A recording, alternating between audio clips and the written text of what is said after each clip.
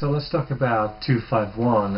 251 is quite popular jazz structure progression, and it's just a very, it's very short progression. But if you learn it in every key, you soon realize that it's present in many parts of what is called a standard jazz tune.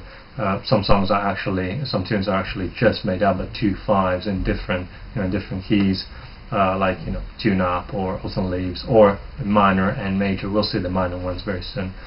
251, of course, the numbers of the function, the harmonic function, which means the number of the degree where they sit on the major scale or the harmonized scale, as we've seen. So 2, let's say if we're talking about C major, the 2 will be D minor 7 or D minor. Of course, in jazz you want to use a chord with a 7th or with more extensions. We'll see that as well. So D minor 7 to G7, that's 5, and 1, of course, is C major 7. So 251 in C, what's called a 251 in C, is D minor 7, G dominant 7, C major 7. If I had to do an example in another key, let's say F, the second degree of F is G, so it will be G minor 7. The 5th degree is C, so C dominant 7, the chord that sits on the 5th degree of F. And then of course 1 will be F major 7. There's one important thing to know when you're putting down the chords or playing a line over a 251, which is voice leading. Voice leading is just literally the movement between every single note from a chord to the other. So let's say the voice leading has to be quite smooth, so the notes going from one chord to the other have to move as little as possible, so to speak.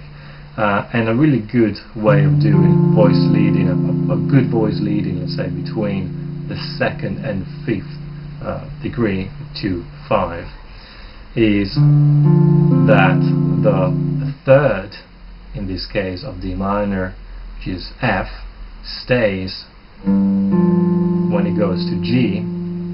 When we move to G7, so F stays the same as a common note. Or if I do these voicing, so the F is at the top, and 7th of D minor, which is C, I'm playing it here, the 5th fret, 3rd string, moves down to the 3rd of G7. So the same thing then when we'll go from G7 to C major. So the 7th of G now, which is F, will move down to the 3rd. So F will move down to E, and the 3rd of G now will stay the same, and will be the 7th of C major, in this case B. So again, just remember that the 7th moves down to the 3rd, and then the next time the 7th of the dominant chord moves down to the 3rd. That's quite a common thing. If I say it, if I had to play it as a melodic line, that's quite a common jazz line. I'm playing D minor 7, it moves down to the 3rd of G. And then if I had to play a G7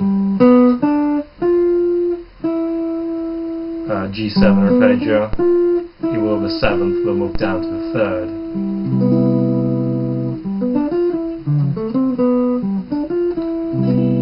So those are quite common things in the jazz language, so to speak. But again, a 251, it's all in the same key. A 251 in C, in this case, it's all in C.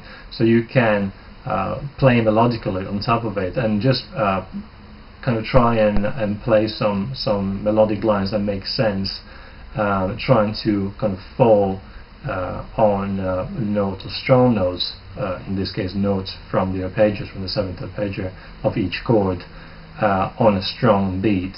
That's what's called harmonic rhythm. So try to stress notes that have a stronger sound, that are more important in the chord, and put them in a beat that is more important.